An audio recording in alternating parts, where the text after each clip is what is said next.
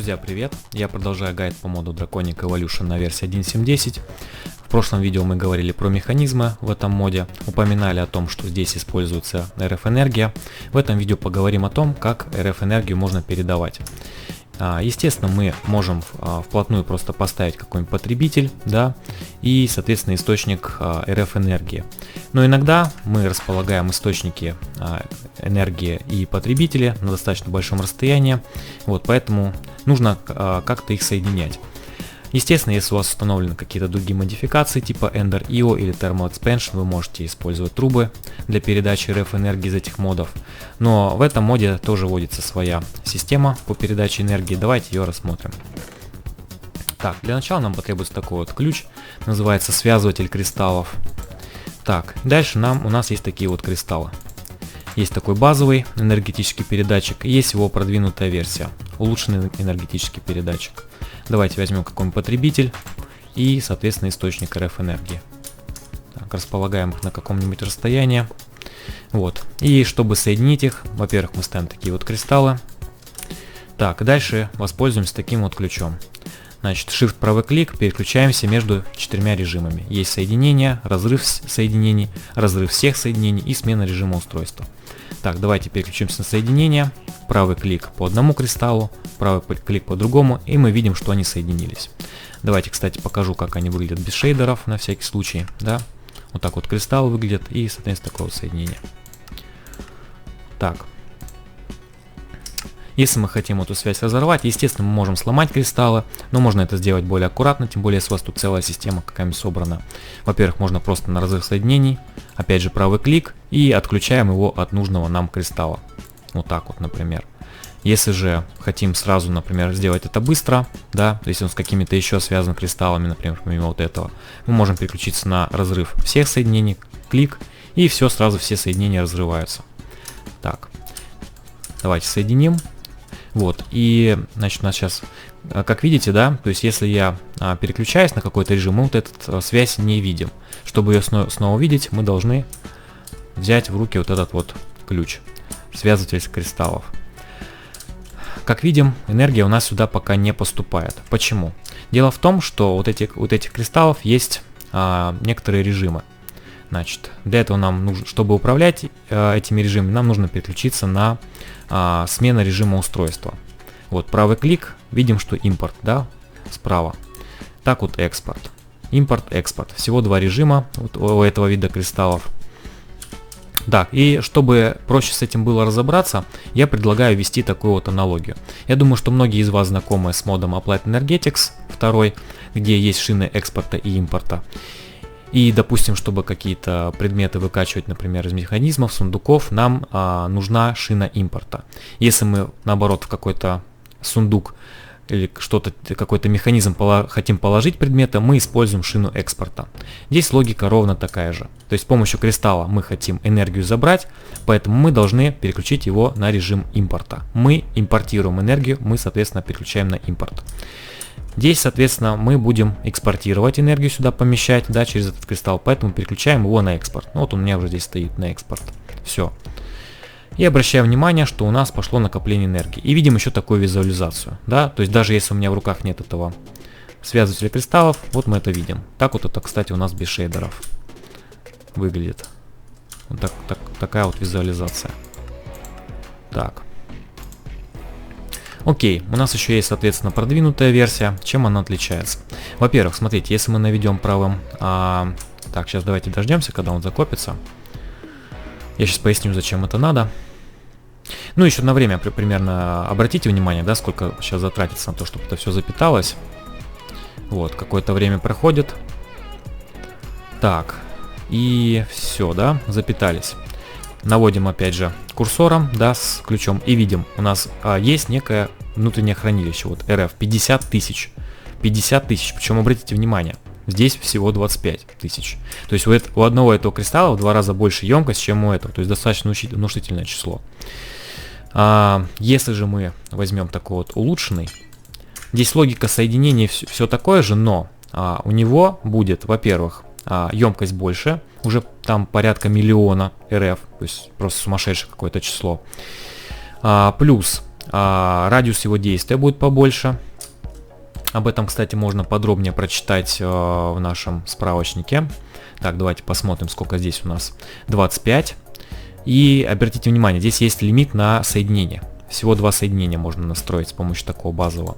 Если мы уже используем продвинутую версию, мы можем настраивать 4 соединения, и радиус у нас будет уже 50 блоков. Здорово. Ну и кроме того, здесь емкость будет больше. Давайте соединим. Так, и значит еще один момент. Сейчас мы увидим, если переключимся на смену устройства. Обратите внимание, экспорт. Экспорт передача в 5 раз быстрее, импорт и импорт передача в 5 раз быстрее. То здесь еще 2 режима дополнительно появляется, то есть ускорение в 5 раз. Вот я беру импорт в 5 раз быстрее. Давайте здесь тоже, сейчас я, наверное, разломаю эту связь. Просто хочу вам продемонстрировать, насколько быстрее будет у нас передаваться энергия. Так, вот у нас режим экспорта. Экспорт передачи в 5 раз быстрее, здесь будет у нас импорт в 5 раз быстрее. Давайте я их соединю. Так, раз, смотрим. И видите, насколько быстрее стала у нас передаваться энергия. Вот. Ну, соответственно, название себя оправдывает. Да? Если хотим очень быстро передавать энергию, пользуемся вот этим режимом. Окей, мы сейчас посмотрели справочники и увидели, например, что там есть какие-то ограничения на соединение. А как же быть, если, например, хочу от этого источника целую кучу предметов, потребителей запитать? На помощь нам может прийти, соответственно, вот такой вот реле. Так, ну это нам еще понадобится, я думаю. Такое вот реле, опять же есть базовое, опять же улучшенное. Разница вот на самом деле, ну давайте сейчас продемонстрирую, как это все работает. Так, во-первых, давайте разорвем. Так, и, значит, соединим теперь. И я поясню логику. Опять же, правый клик. Так, правый клик. Все, мы теперь настроили соединение через реле. Все то же самое. Вот, ну давайте я, чтобы убедительно все это выглядело, сделаю вот так вот, пардон. Возьмем кристалл. Так. Правый клик. Все, да, видим, что теперь через реле это все передается. В чем смысл реле?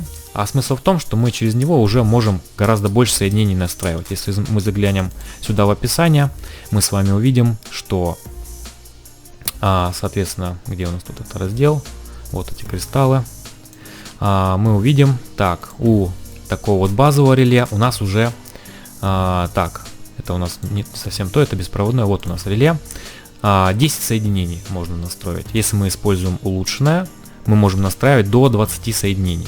Вот. Так что такой штукой можно пользоваться, если вы хотите сразу большое количество, например, каких-то механизмов запитать от одного источника.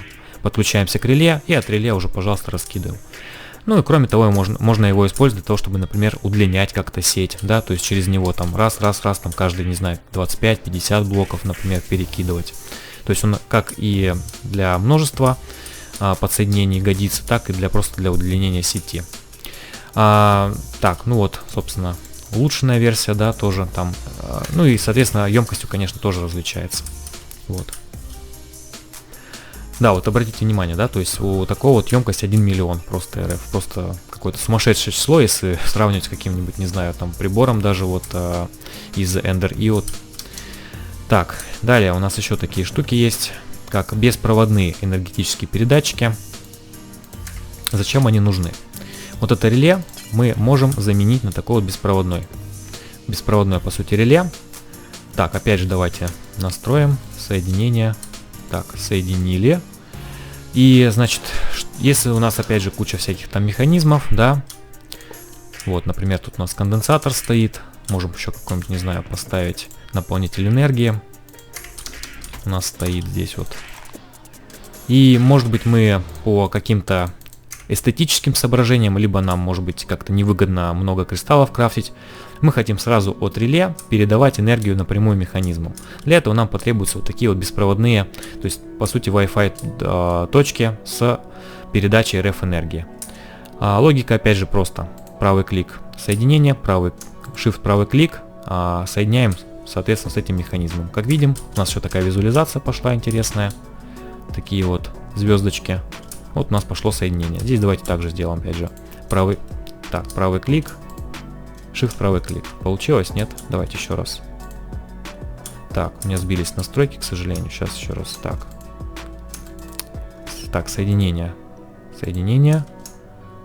Так. Shift, правый клик. Так, здесь я опять же на соединение переключаюсь. Правый клик по этому. Shift, правый клик по этому. Ну-ка. Нет, не получилось. Ну, еще разок. Соединение. Так. Правый клик. И правый клик. Да, Shift здесь не надо было зажимать. Прошу прощения. Все, и вот тоже сюда передается вот так вот красиво.